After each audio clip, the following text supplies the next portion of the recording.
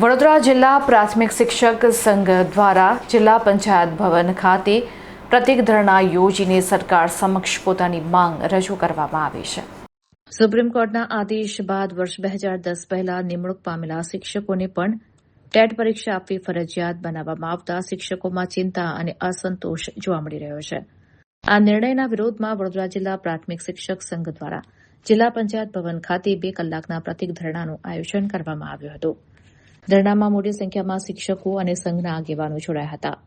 શિક્ષકોનું કહેવું છે કે ભરતી સમયે તેઓએ જરૂરી તમામ લાયકાતો, તાલીમ અને ભરતી પ્રક્રિયાની પરીક્ષાઓ સફળતાપૂર્વક પૂર્ણ કરી હતી.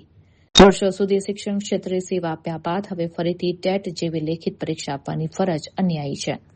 શિક્ષક સંઘના જણાવ્યા મુજબ આ નિર્ણયથી માત્ર ગુજરાતના જ 70,000થી વધુ શિક્ષકો પ્રભાવિત થશે, જ્યારે દેશભરમાં અંદાજે 25 લાખ જેટલા શિક્ષકો તેના દાયરામાં આવશે, જેને કારણે લાખો શિક્ષકોમાં અનિશ્ચિતતા અને ચિંતાનું વાતાવરણ સર્જાયું છે.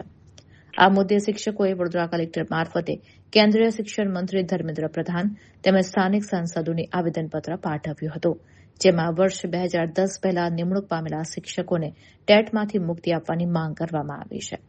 સાથે જ આગામી સંસદ સત્રમાં જરૂરી કાયદાકીય સુધારા લાવી શિક્ષકોને રાહત આપવા અપીલ પણ કરવામાં આવી છે. શિક્ષકોનું માનવું છે કે જો સરકાર આ મુદ્દે હકારાત્મક નિર્ણય નહીં લે તો તેની અસર શિક્ષકોના મનોબળ અને શિક્ષણ વ્યવસ્થા બંને પર પડી શકે છે. હવે લાખો શિક્ષકોની નજર સરકારના આગામી નિર્ણય પર મંડાયેલી છે. જયમીન પટેલ, મહામંત્રી ગુજરાત રાજ્ય પ્રાથમિક શિક્ષક સંઘ અને વડોદરા જિલ્લા પ્રાથમિક શિક્ષક સંઘ.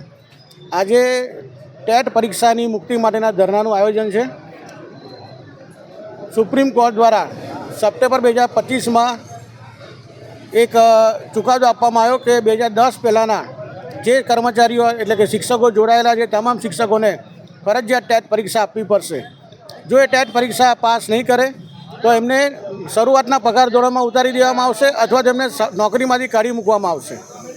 અને એના વિરુદ્ધની અંદર અમે સુપ્રીમ કોર્ટમાં પણ અમારી યાચિકા જાહેર કરવામાં આવી હતી. All India primary teachers federation દ્વારા પણ એ અમારી યાચિકા કાઢી નાખવામાં આવી છે. આવનારા દિવસોમાં ચોમાસું સત્ર જ્યારે સંસદમાં શરૂ થવાનું છે ત્યારે અમે આજે આ કલેક્ટરના માધ્યમથી દેશના શિક્ષણ મંત્રી શ્રી ધર્મેન્દ્ર પ્રધાન સાહેબને આવેદનપત્ર પહોંચાડવાના છે. દરેક જિલ્લાની અંદર જે સાંસદ સભ્યો છે એમને પણ અમે આવેદનપત્ર આપવાના છે કે આવનારા ચોમાસું સત્રની અંદર સરકાર આ વિધેયકમાં સુધારા બિલ લાવે અને આ શિક્ષકો જે ભયના ઓથાર હેઠળ અત્યારે જે કામ કરી રહ્યા છે એમાંથી મુક્તિ અપાવે અને 2010 પહેલાંના તમામ શિક્ષકોને ટેટની પરીક્ષામાંથી મુક્તિ અપાવે.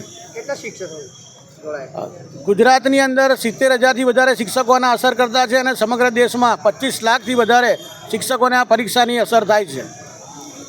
અમારું એવું કહેવું છે કે IAS હોય, IPS હોય કે કોઈ ડૉક્ટર હોય કે જ્યારે એની લાયકાત મેળવીને જ્યારે કોઈ સેવામાં જોડાતા હોય તે વખતે એમને જે પરીક્ષા પાસ કરી હોય, સરકાર જે માંગણી કરે એ મુજબની પરીક્ષાઓ અમારા કર્મચારીઓ શિક્ષકોએ પણ પાસ કરેલી છે. પાછળથી જ્યારે સુધારા થાય અને એની અત્યારે પરીક્ષા લેવામાં આવે, અત્યારે કોઈ DDO સાહેબ કે કલેક્ટર સાહેબની પરીક્ષા જો લેવામાં આવે તો એનો અનુભવ એટલો સારો છે કે બહુ સારું કામ જે તે જિલ્લામાં જે તે જગ્યા પર કરતા જ હોય, પણ એને જ્યારે લેખિત કોઈ પરીક્ષા લેવામાં આવે તો પરિણામ કદાચ સારું ના પણ મળે.